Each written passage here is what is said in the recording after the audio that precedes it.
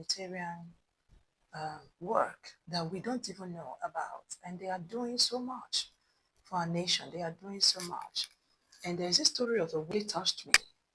Okay, she's helping women with breast cancer, going around sensitizing women on how they can survive this cancer if it is detected early enough.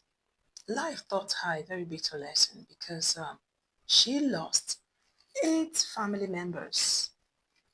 She lost 8 family members, but they died because of breast cancer. And that really gave her the will to go out there and make sure that no woman around her, no woman that she knows, die of breast cancer. And do you know what? She's doing it for free. She's doing it for free. Please, such people need to be encouraged. Such people need to be encouraged. You know, it's my first time of hearing that people go to seek traditional medication for breast cancer. I've never really heard of it. It's my first time. You know, she went as far as telling us that her aunt died of such ignorance. She went to see a traditionalist and they cut her breast and put concussion in it. And maggot started coming out from the breast and she died in so much pain. Please, I want us women to learn. You know that some of this starts with a lump. It could be a little lump in the breast. Monkey pea is one of uh, the medication that these traditionalists give to uh, breast cancer patients. How can you go to a traditionalist and they give you monkey pea to drink and you will drink it as an antidote for breast cancer? Wow. Please, our women should learn. Telling people about the amazing work that you're doing. And just like a lot of people, the first question is why? Why did you get involved in this? Okay, so first I'll start because I've lost 8 family members to breast cancer, 7 from my mother's side, and so the one of them in particular I was very close to, with my mom's younger sister, and because she was a case of early detection, and she had her breast had a lump removed, and it went for they did a biopsy, I mean, and it came back, it was cancerous. From what she told me, the way the doctor told her, he didn't make any sense of urgency for her to start a chemo. He just said to her, she needs to have a chemo, and then they will need to take the breast off at some point to prevent it from spreading. And so she went for a second opinion from non-medical personnel, and they told her, like the myth we have in Africa, that if you have cancer and you have a surgery, it's going to spread around your body. So she ran away from it and went for traditional medication. And she asked me to buy CBD oil from her from America. That was how I got to find out. And at that time, her breast was the size of my head. So I spoke to her every day for 6 months until the last day she stopped talking, which is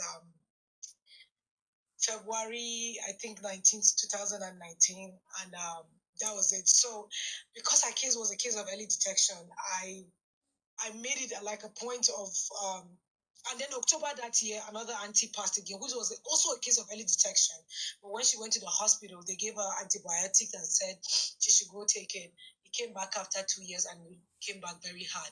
So I made it a personal decision to make sure that nobody that I know again died from breast cancer. And I had somebody in my church that is a 25 years breast cancer survivor. So I say people can survive this, and I'll make sure that every person that I meet with breast cancer turns into a long-time survivor. So that's why I'm doing this. Sorry, I'm crying. No, no, it's okay. I'm truly sorry for your loss. I can't even imagine 2 aunties in 1 year. Yeah, yeah. I mean, that's just what doctor gives somebody antibiotics for breast cancer? I was shocked when I asked because they said it started as a lump. And when she went, they said that, hey, maybe I said, did she do a biopsy? Did they do a mammogram for her?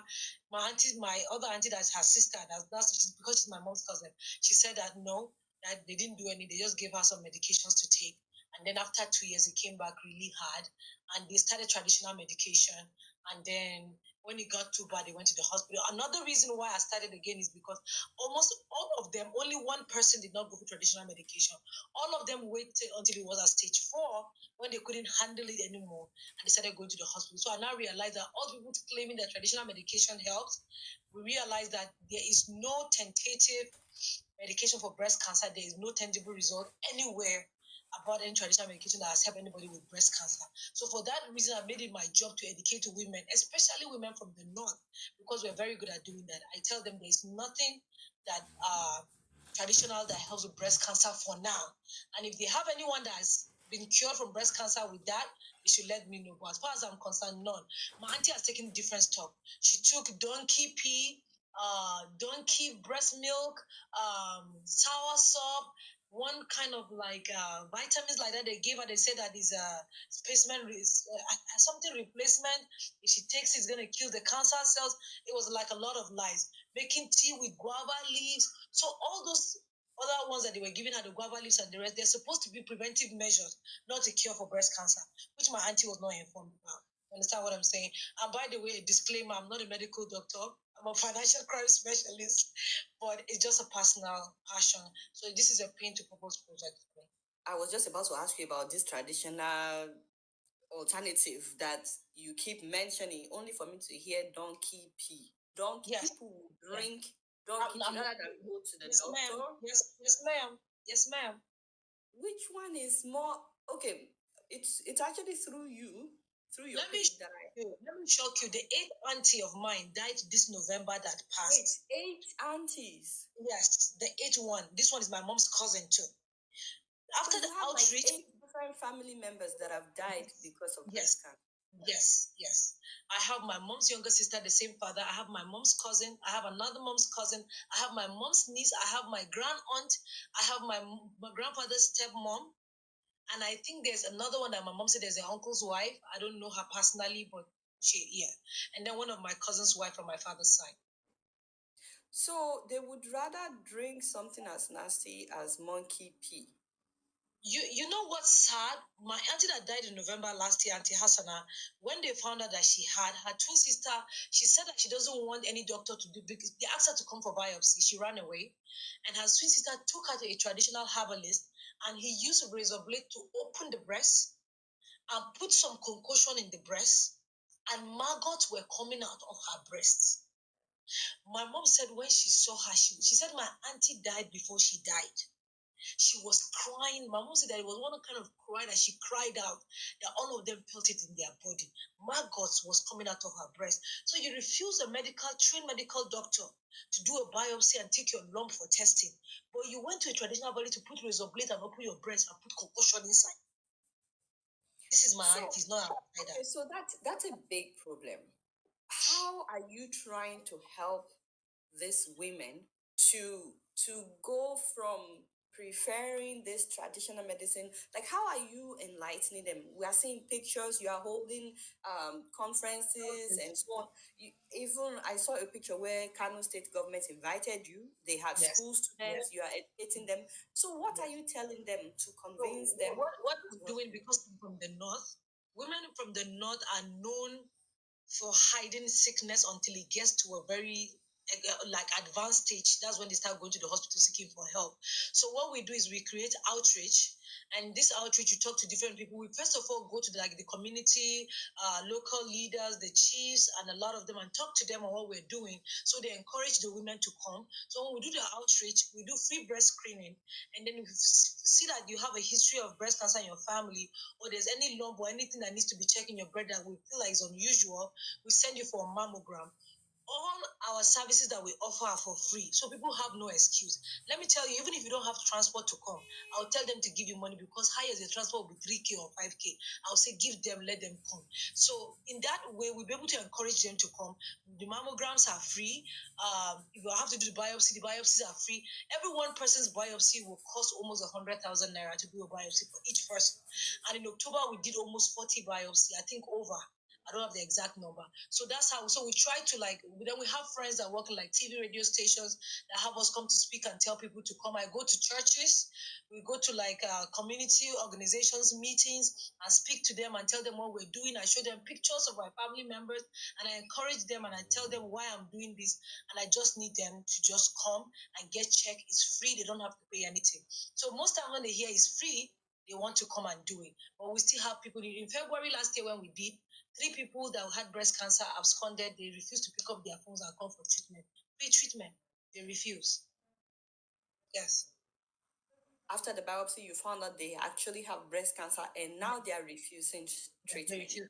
Yes. That's just, it's hard for me to understand that. First of all, thank you so much. You mentioned going to the community leaders, Yes. Yes. and then they now tell them you can go. Yes. That says Yes. a lot. That a lot of people are still We tied went to to. We went to the emir of Jamal. He's a first class chief. We had scheduled. He had us. We spoke to him. We had like all these can chairmen. We speak to them. Women meetings. We go there. When we did in Kaduna, we went to the different local chief, the Sagbagi, and all of them, and they encouraged their women to go get checked. So it was a big this So thing for us.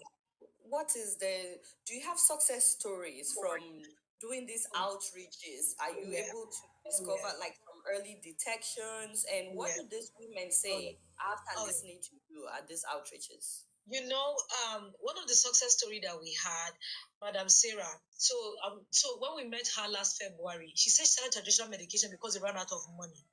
And I promised her I'm going to support her. But please, she said when I showed her my auntie's picture and encouraged her, when she got home, she threw away everything traditional and stick to the hospital medication. And at the end of the day, they did the chemo 6 rounds. They had the mastectomy. She's doing well. When I saw her in October, I was just hugging her. We have our picture on our Instagram. And I said to her, Madam Sarah, I wish I brought you a gift, but I didn't have time. She said, you gave me life. When she said that, I think I won for life. You know what I'm saying? So that was a big deal for me. That was a big deal. So she's one of our success stories. The other success story that we had, I always like to share the story because when they take out, you do the chemo and the mastectomy, you think that's the end of it, but sometimes it comes back. So my first success story, her own came back, but she refused to go back to the hospital.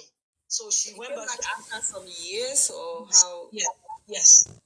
So she refused to go back to the hospital, and she was doing prayer